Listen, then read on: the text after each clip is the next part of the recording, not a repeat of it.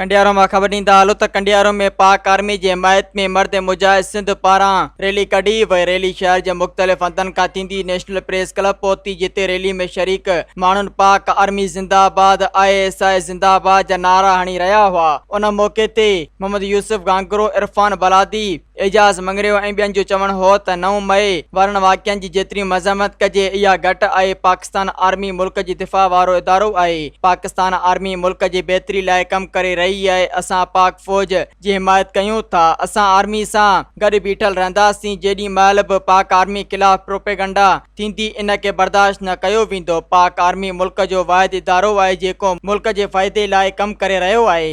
मज़ीद ख़बरनि ऐं तफ़सीलात लाइ विज़िट कयो असांजी वेबसाइट www.awamiNewsHD.com ऐं ॾिसंदा रहो अवामी न्यूज़ HD।